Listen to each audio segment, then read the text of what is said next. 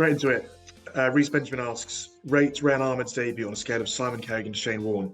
Let's do it more tasteful than that. I mean, how's he bowl?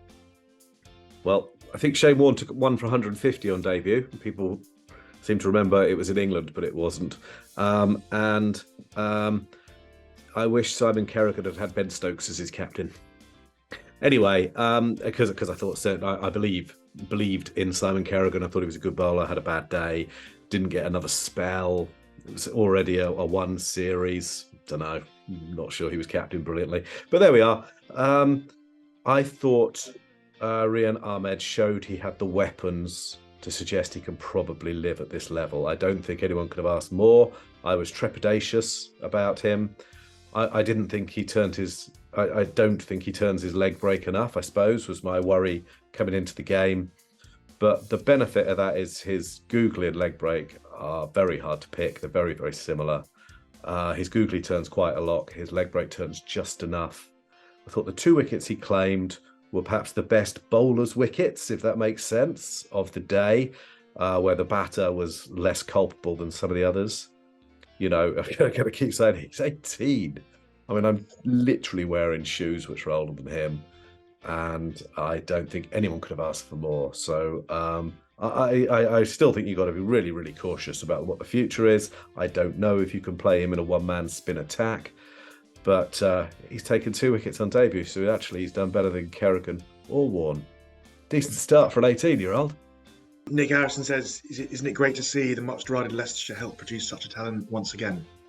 Yes, it is, and I think it's relevant. I think Nick is a Leicestershire supporter, and people might be cynical about that, but I think it's really relevant because he moved from Notts, I think, where he was as a bit younger man, because he wanted... Younger man? Well, even younger. Can't get much younger as a man, can it?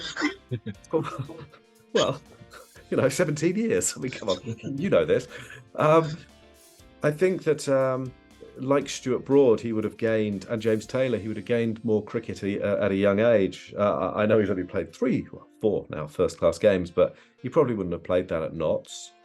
And Leicestershire have produced players over quite a long time, so they deserve some credit for that. It doesn't mean Leicestershire get out of jail free card. Of course, it doesn't. They've got to do better, but they are relevant, because they are producing players for England, and this is another one. So, Nick's question is spot on. Neil Rani asks, has Pakistan's batting cunningly masked whether this pitch is any good? Yeah, so it was another really good question. Pakistan's batting was poor. I mean, I thought this was a 500 wicket. I think England have had a fantastic day. And while they do deserve credit, because they've posed questions, they've got a varied attack. They try lots of things, the short ball, the leg slip, Leach opening the bowling. Lord almighty, Pakistan are modest in their batting. I mean, they were, hitting a full toss to deep mid-wicket, running out one of the best batters in the world. No, there's quite a lot of soft cricket for Pakistan, and I thought the wicket looked very, very good on the first day. And there were a couple of pulls as well, weren't there? Which no one really learning from the back end of the Multan Test either, with the Sharma Masood top edging to find leg, and Azhar Ali gloving down the leg side as well. There's a lot of stuff. Yeah, well, look, there's a lot going on. Look, Mohammed Rizwan to me looks like a guy who's in fairly decent form, but just not scoring any runs. I think that some of it they just need to be hungrier.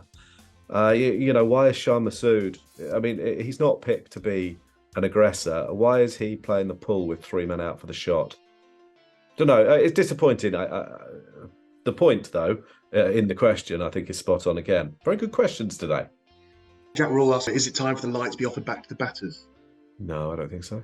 I mean, personally, I wouldn't come off. I'd find a way to make the floodlights better and play with the red ball all the time. I don't think the pink ball works.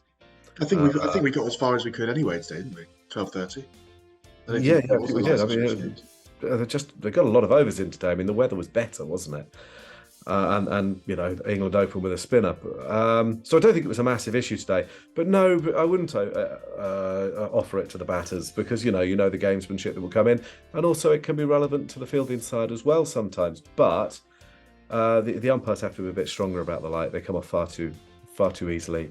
Long term you've got to improve the technology, and that means the floodlights probably. And very finally, Sushant asked, Ben Foakes made that run out with his take. Should he be the first name on the team sheet as he is the best in the world in his position? Well, I don't know about the first name. I mean, it doesn't really matter, does it? But I would always play him. I actually thought England got away with Ollie Pope a couple of times. He obviously missed 2 chances in the first test, and I think got a wee bit lucky with a key decision in the second. Could easily have gone the other way. I agree with you. Astute point on Ben Foakes. Very difficult. He's got incredible core fitness. He took a good one down the leg side too. I think he's terrific, and particularly in conditions where the spinners are bowling a lot, I'd pick him all the time. Yeah, I really would. Yeah.